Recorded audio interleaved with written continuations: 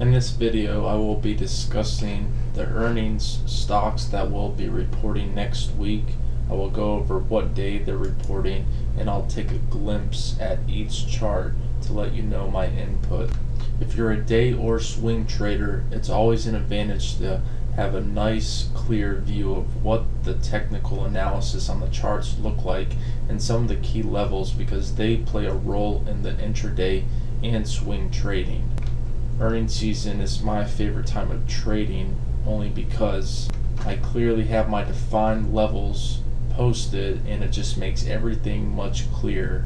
So like I said, I'm looking at Boyd Gaming here, and we have this trend line that's intact that I drew dating back from May high, which was 1475 level, and we hit a high back here in October just around the 13th at 875.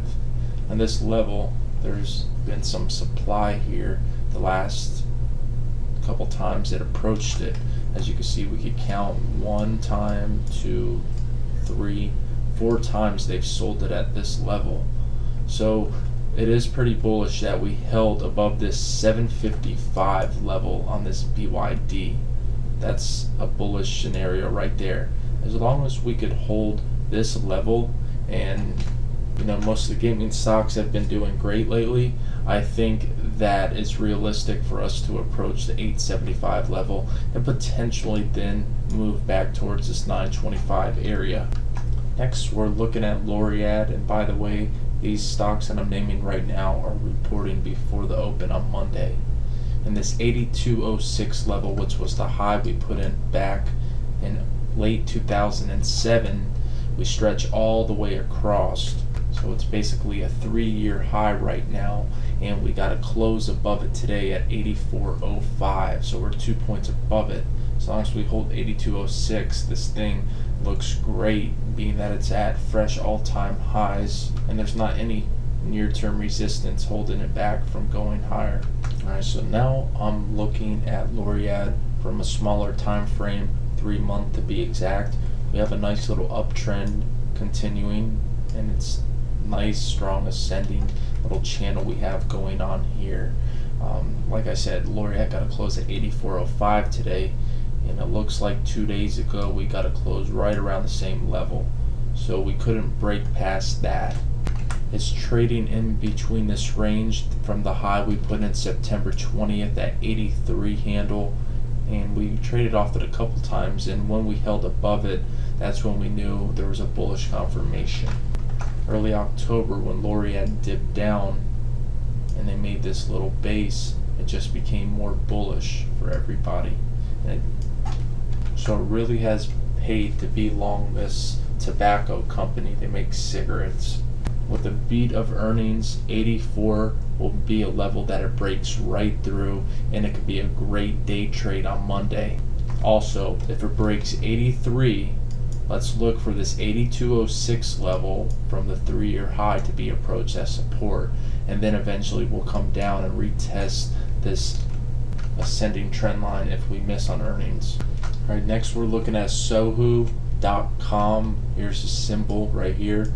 All these internet companies have been doing great, and on top of that, Baidu crushed earnings, so that could lead to good things for this stock. And you know that last Thursday Google reported earnings and they blew it away, got over the 600 handle. Right here I'm looking at a 5-year time frame, so this chart has data that dates all the way back to then, and we actually broke out of this flag pattern not only on the weekly but on the daily charts, and we continued up, and we still have this uptrend intact that looks really great. And this is what you would call a external uptrend. An internal uptrend would be if you connect it all the way right here. And as you can see, I want to show you the accuracy of technical analysis, because if you're looking at this chart right here, we're also going to draw the downtrend dating back from October of 09, and it connects right here. Now as you can see, where it connects, that's also where the internal trend line is, and it bounces right off of it. So it breaks up out of this downtrend, pulls back right to the trend line, and then it goes up, and it's been on a blast ever since this 46 half level up to 65. So now this is a bullish formation that we just broke out of, and if we beat on earnings, which there's a good case that we will, 70 will be tested for sure, and it will be a great day trade on Monday. Next one is on Tuesday, and I'm looking at Coach right here. It's a retailer. They sell purses and other merchandise. The chart looks pretty dang bullish right here. This 43.50 level, we came up here, we approached it, and we got a close past of it. It looks like around October the 9th. Since then, we've basically just been consolidating in a range short bound of only $1.50. The one day that we got below the $1.50, which is this blue line, but it's not accurate, it's more or less this red line right here, the body closed above the 43.50, so that was a bullish shine, and then we rallied up another point.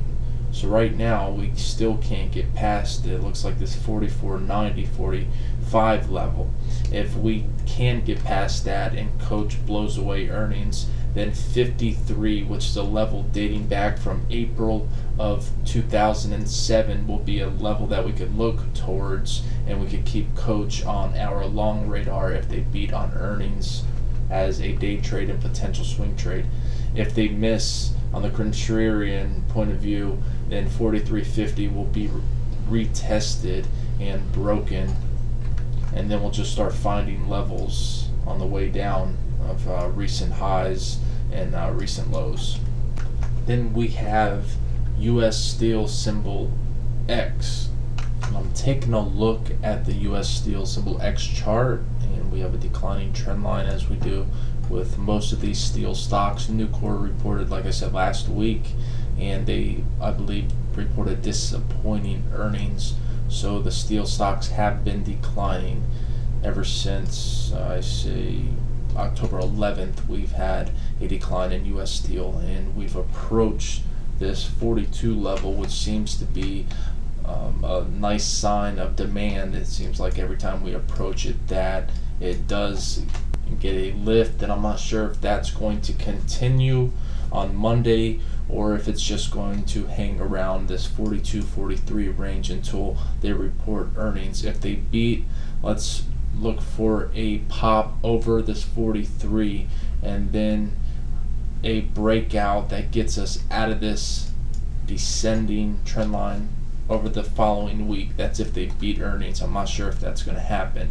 If we miss earnings, we're going to look for this 40 level to be approached, which is the low dating back from June 7th of this year, and that's also right around where this trend line is, all the way going back from October of 09. Guys, I don't have nearly enough time to go over even half the earnings that are reported, so I'm just going to go over the main ones that I feel that are going to lead up to some additional follow through and nice trading setups after they report. Okay, now I'm looking at Walt Energy, symbol WLT.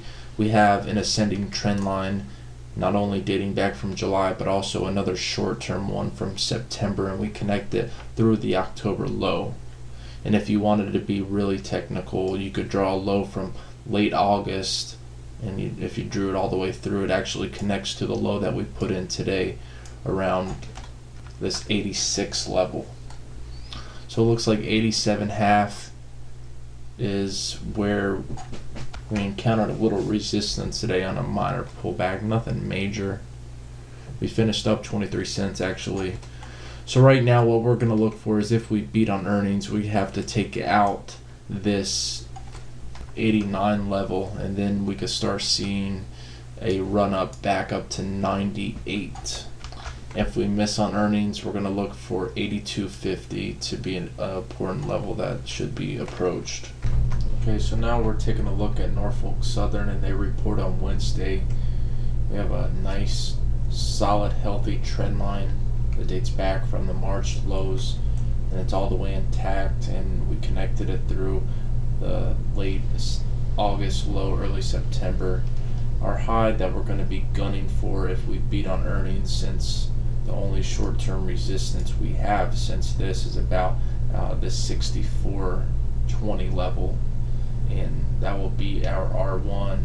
And then eventually, if we blow away earnings, since the rails have been have been showing signs of strength in the past 5 trading sessions, I think that 71.88 could be approached, and that's the high that we put in before the crisis in 2008. It does look healthy, even if we draw a near-term trend line that connects right at the 60 level.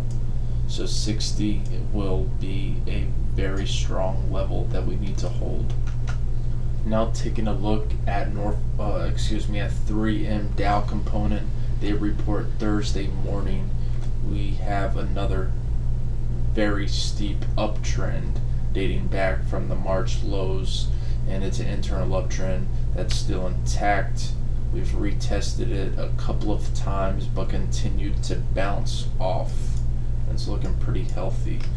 So right now, this 89 level is the range which we got right before we collapsed in the re-crisis in November, like a lot of the other stocks that have been approaching it.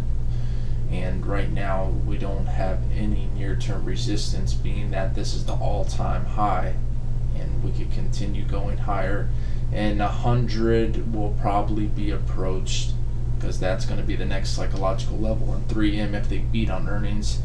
If they miss on earnings, we're going to look for 87.50, followed by 83 to be some support levels.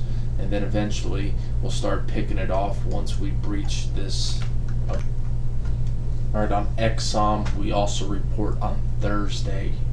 Exxon's chart looks very bullish. They're an oil stock and they're in the energy sector. And you see this declining trend line all the way back from 2009, and right here we broke out of it, which was also the high from August, and it was a clean breakout right at 62.5, and now we got a close at 66.30 for today. This was basically one of the easiest trades you could ever get. There was a very shallow stop, and it has been a continuous up move.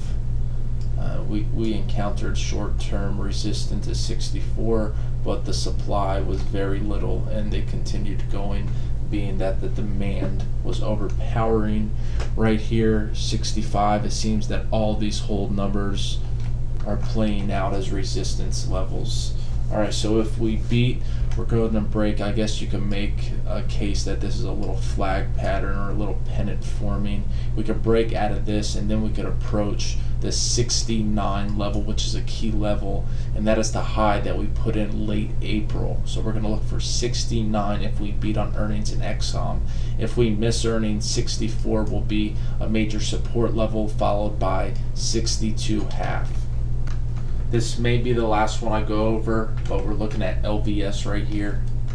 LVS very, very bullish on this last breakout we had, and that was right before this huge down move we had in late 2009, and it brought us all the way down through the March lows, and then ever since then we just continued going up. People thought that these hotel and gaming stocks were going to be going under. It seems like they were some of the best ones that recovered in this crisis. This is an extremely bullish chart. So once we got past that 30-quarter level, we just continued going upwards, and we're still in an up channel. We're taking out resistance levels. Look at this one, dating all the way back from 2005, which is this 39 level. And if we continue higher, I say let's look for 45 to 47 area to be some resistance. That's if we beat on earning, and eventually we're going to look for this big move up to 57. That's as long as everything stays bullish. Alright guys, I'm going to end this video now. Good luck trading next week. I just wanted to make sure I got you some kind of valuable information you could use, so when you're looking at these earning stocks, you'll know the levels that will be approached, and you'll have a game plan for trading. Enjoy your weekend, guys. Have a good night.